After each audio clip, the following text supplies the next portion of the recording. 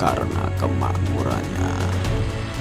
Selain tanahnya yang subur, kemakmuran negeri itu juga disebabkan karena adanya campur tangan dari raja negeri tersebut. Raja ini dinilai sangat arif dan bijaksana serta penuh perhatian pada rakyatnya tanpa memandang sebelah mata. Beliau memiliki seorang anak perempuan yang cantik jelita yang bernama Putri. Selain cantik, Putri tidak sombong dan suka menolong siapapun yang membutuhkan pertolongan. Karena sifatnya itulah banyak sekali pangeran yang jatuh hati kepadanya. Namun tidak seorang pun berhasil menaklukkan hati sang putri.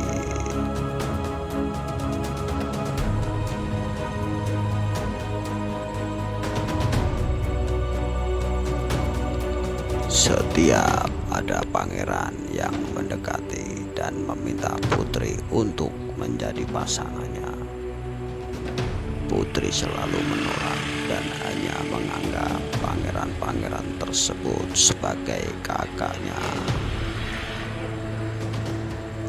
Ternyata tidak semua pangeran bisa menerima penolakan yang disampaikan secara halus oleh sang putri.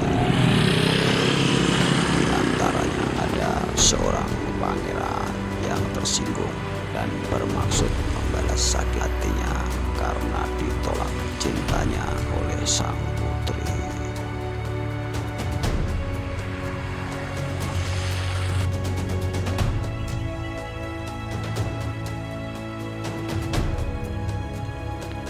Sang pangeran tersebut mencari salah satu orang yang bisa mencelakakan sang putri.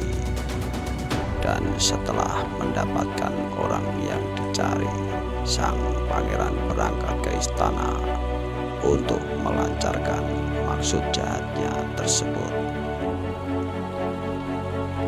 Pangeran berpura-pura setuju atas keputusan sang putri yang meminta sebagai kakaknya saja.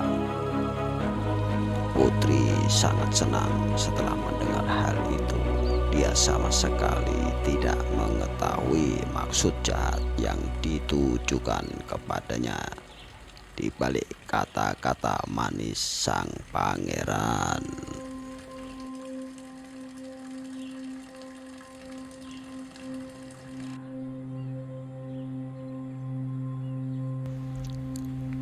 Kepada kedua orang tua putri, pangeran jahat tersebut mengatakan bahwa dia akan melindungi sang putri dan negerinya dari segala maksud orang jahat.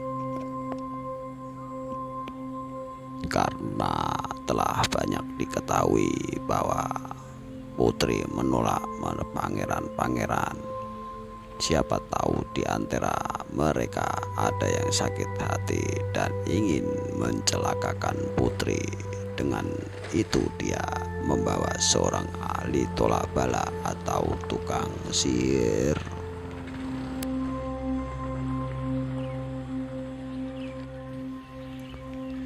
Karena tidak tahu, ayah putri pun setuju untuk meminta bantuan ahli tolak balai yang sebenarnya adalah seorang penyihir jahat.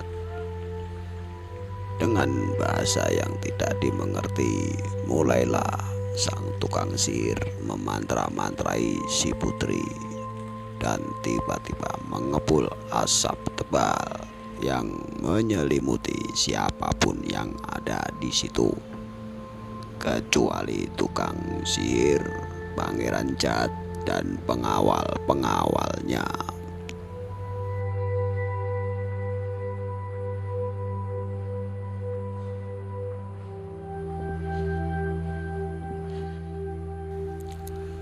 Setelah menjalankan kejahatannya, pangeran dan tukang sihir pun bersiap pulang. Akan tetapi entah bagaimana awalnya, tiba-tiba tumbuh ratusan pohon besar di sekitar pangeran dan rombongan mereka, sehingga mereka terkurung dan tidak bisa keluar dari pepohonan-pepohonan itu. Setiap malam tiba-tiba tempat itu mengeluarkan hawa dingin, dan seorang pun tak mampu menahan hawa dingin tersebut.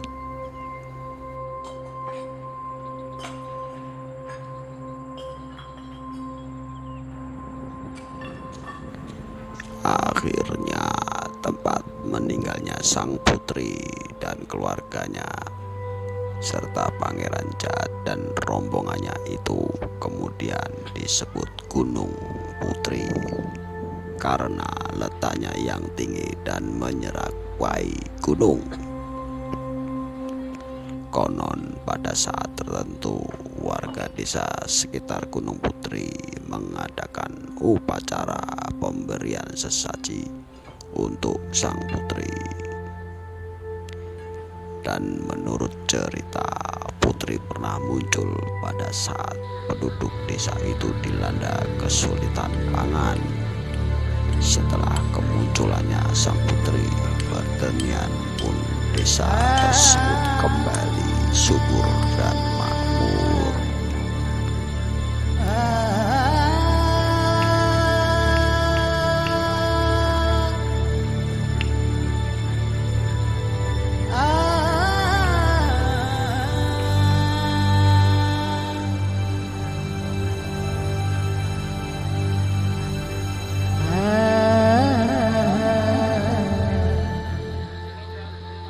Assalamualaikum warahmatullahi wabarakatuh.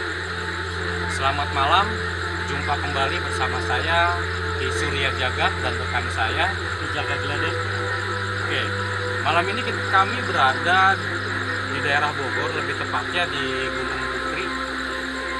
Dan di sini kita akan mencoba mengulas mitos dan sejarah yang berkembang di tengah masyarakat mengenai sejarah dari Gunung Putri.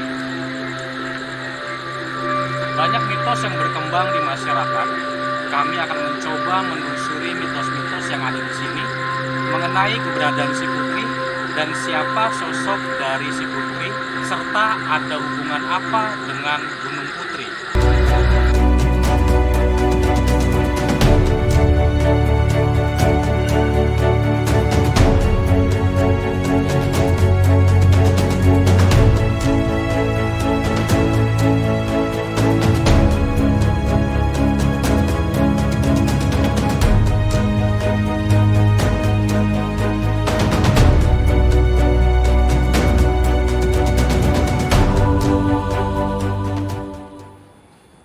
Di sebelah saya sudah ada saudara saya yang akan menerawang mengenai mitos dan sejarah yang berkembang di tengah masyarakat yang ada di sini.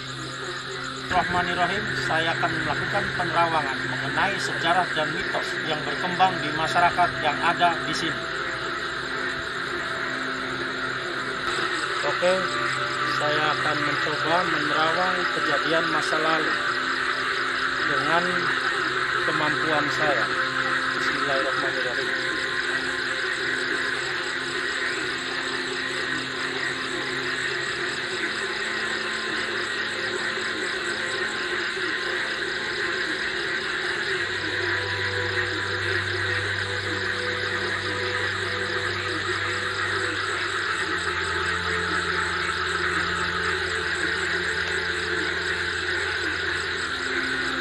Terawangan kejadian masa lalu di sekitar sini. Menurut penglihatan saya, dulu ini di sini adalah sebuah benteng atau base camp sebuah kerajaan, tapi bentengnya bukan pusat kerajaannya. Di sini yang memimpin adalah seorang adipati, sedangkan kerajaan itu sendiri di sini di sekitar wilayah Gunung Putri ini adalah penguasanya seorang putri Biasanya kalau kerajaan dikuasai oleh seorang raja laki-laki, tapi ini dikuasai oleh seorang ratu perempuan. Cantik sekali, misalnya cantik. Dan sejarahnya itu lebih tua dari kerajaan Pajajaran itu sendiri. Sebelum ada Prabu Siliwangi. Jadi kejadiannya sekitaran hampir 2000 tahun yang lalu. Kerajaannya tidak begitu besar, tapi lumayan makmur di sini. Makmur sekali. Sementara itu dulu yang saya lihat. Oke. Itu kan penerawangan dan kita akan mengeksplor mitos-mitos tersebut. Saya Ki Jaka Gledek dan Ki Surya Jagat. ikuti terus penelusuran kami para pejuang goib.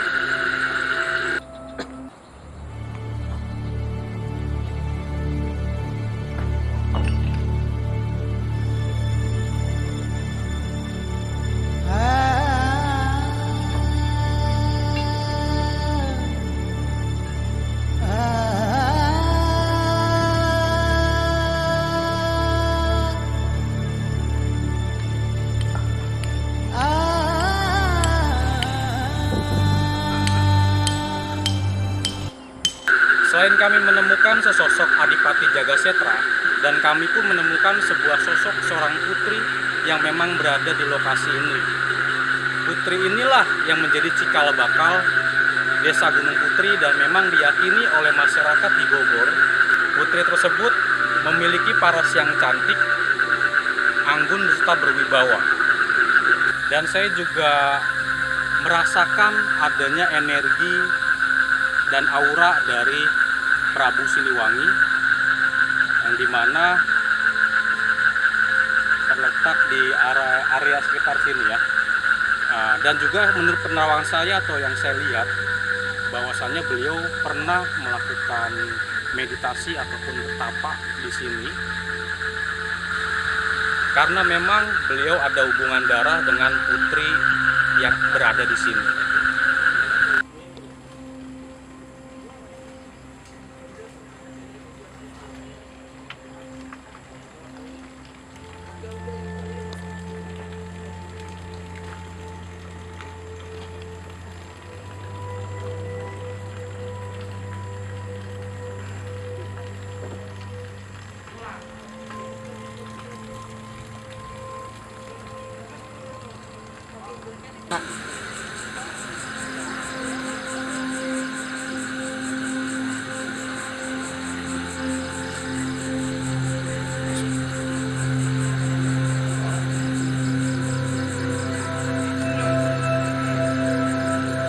Assalamualaikum. Maaf dengan siapa saat ini saya berbicara.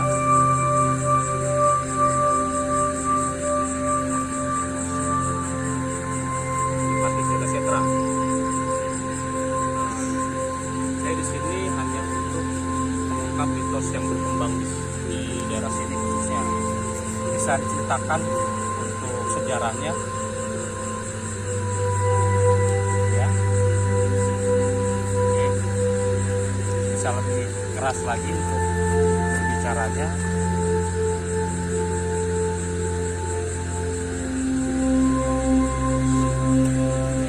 Silakan diceritakan apa mitos yang berkembang di daerah sini apa saja agar bisa kita eksplor ataupun masyarakat luar tahu.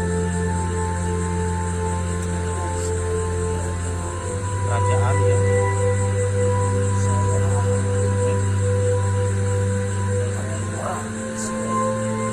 Panglimanya. Geser Digeser. ada raden yang mencintai putri,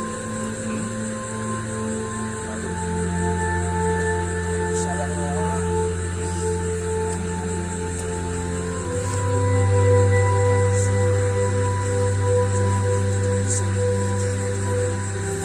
saling menjauhinya. putri tersebut tidak mencintainya. Lalu apa yang dilakukan oleh pangeran atau raden tersebut? Jadi terbelah. Aku melantarkan cukup panjang.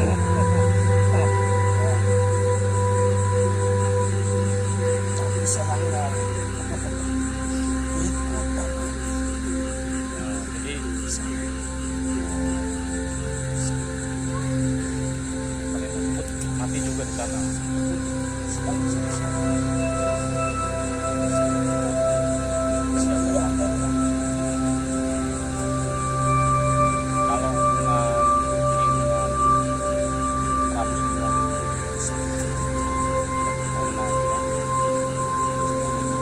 Tugas dari ayahanda.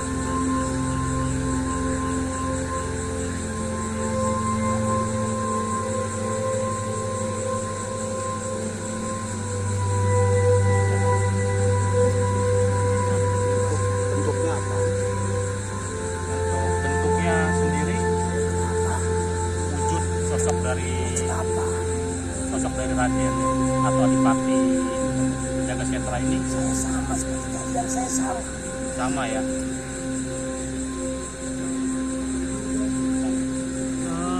Saya mau bertanya sedikit. Di sebelah danau ini ada kayak makam. Itu makam siapa? Tidak tahu. Tidak ada makam. Oh, berarti bukan makam itu ya?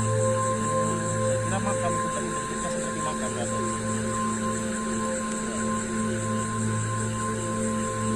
Apakah kerajaan ini di sini sebelum Pajajaran? Oh, sesudah Pajajaran ya. Jadi sesudahnya Prabu Siliwangi ya. Ada yang bisa ceritakan lagi?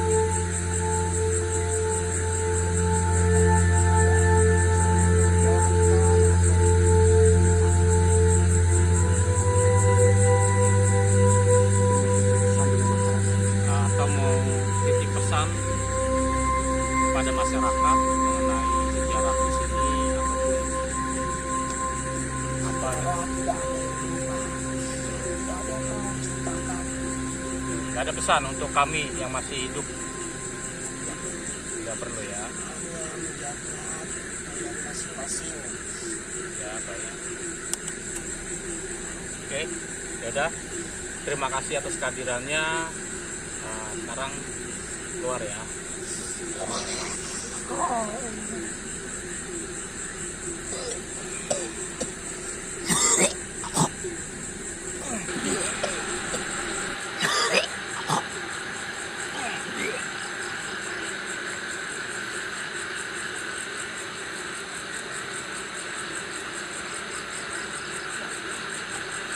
Jual boy.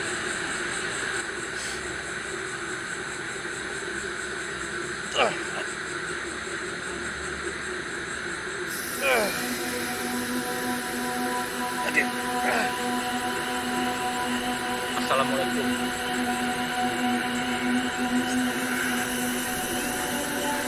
Bisa dikencengin lagi suaranya. Dengan siapa saat ini saya berbicara?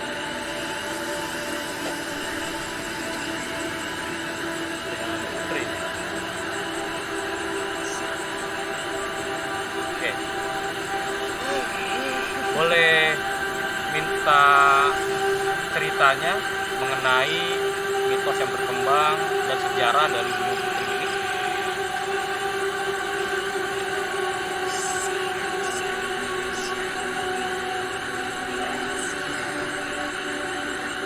Nah, bisa ceritakan sedikit? Kenapa itu? Bagi saya, Sangat mengecewakan bagi Putri gitu.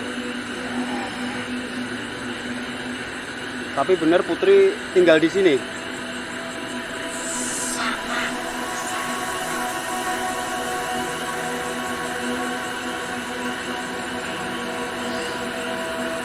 Untuk sosoknya seperti apa, Bu?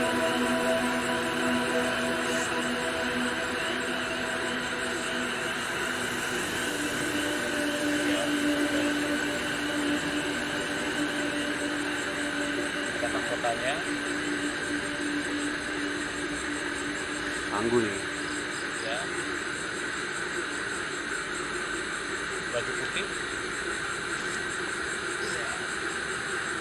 Corak-corak, ada coraknya atau putih polos? Corak apa? Nah ya. Oke. Putri sendiri ada hubungan dengan Prabu Siliwangi. Kenapa? Kenapa nggak boleh tanya? Tidak mau menjelaskan. Alasannya boleh tahu? Takut salah gunakan. Oke. Tapi apakah benar Prabu Siliwangi pernah di sini? Pernah. Oke. Untuk keperluannya kalau boleh tahu untuk apa?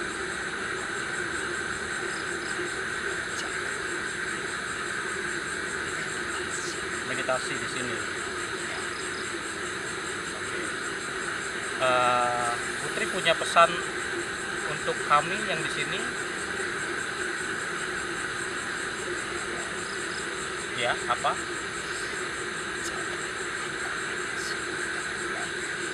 Baik, ya akan kami jaga lingkungan di sini. Ada lagi?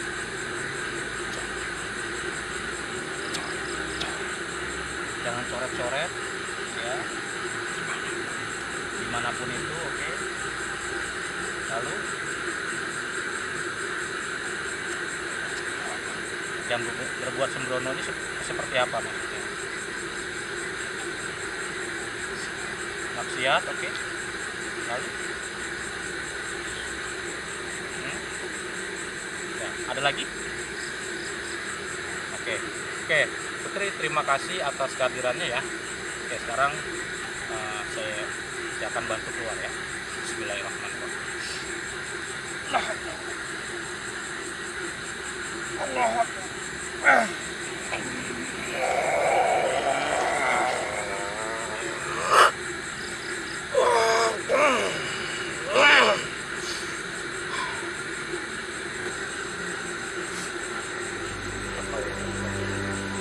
Jadi,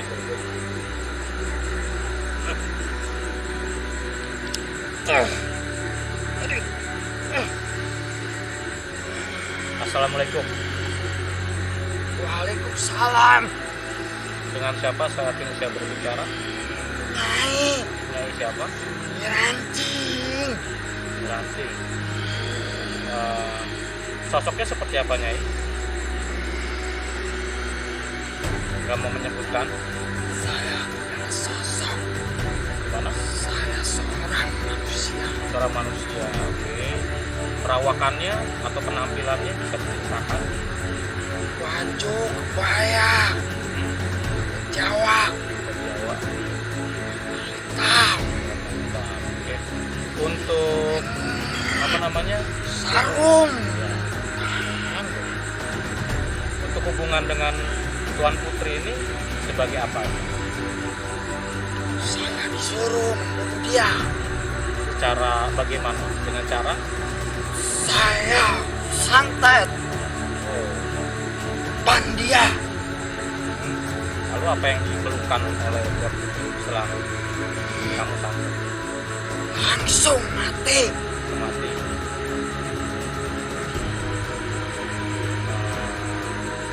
Terus kamu rumahnya di mana tempatnya? Itu. Di atas.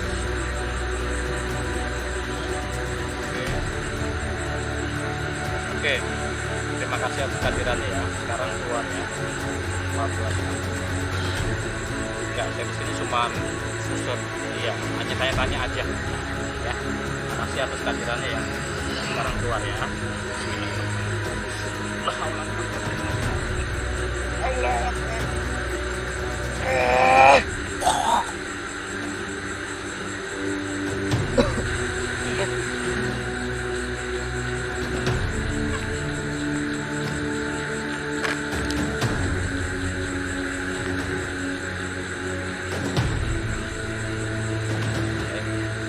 Baiklah, berdasarkan pembuktian kami tadi melalui mediasi, kami berhasil berkomunikasi dengan seorang yang bernama Raden Jagasetra.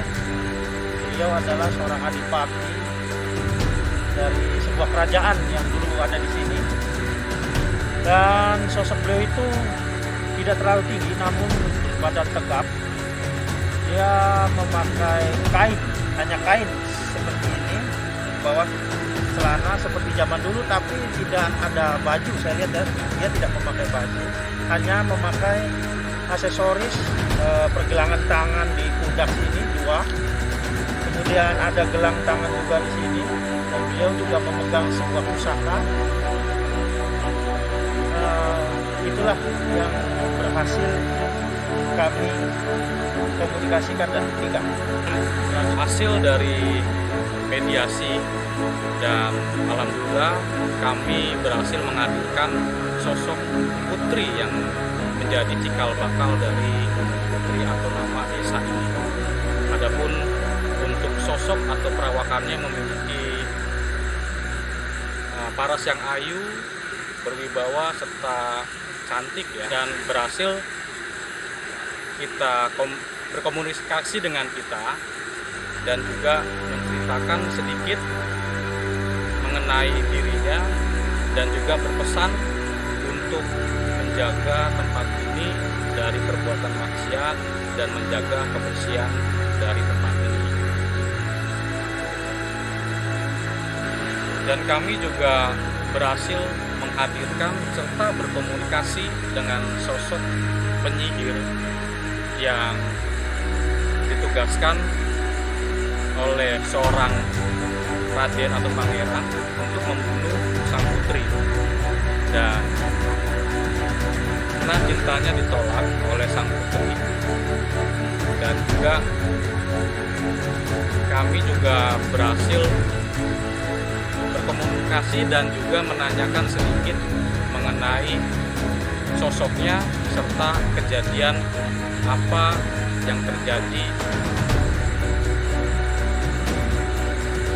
Akhirnya sosok nenek sihir berhasil berkomunikasi dengan cara mediasi. Nenek sihir tersebut berhasil membunuh si putri dengan cara menyantet. Oke, sampai di sini penelusuran kami. Ikuti terus para pejuang goib. Jangan lupa like, subscribe, komen, dan nyalakan tombol loncengnya.